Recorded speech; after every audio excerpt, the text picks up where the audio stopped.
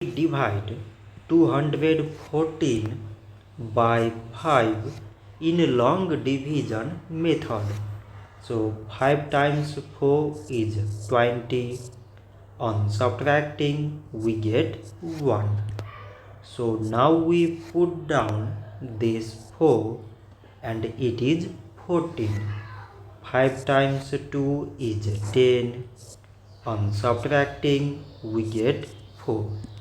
So now there is no any other number to put it down. So we take here decimal, so that we put 0. So it is 40 and 5 times 8 is 40. On subtracting we get 0. So 214 divided by 5 is 42.8. So this much for today and thanks for watching.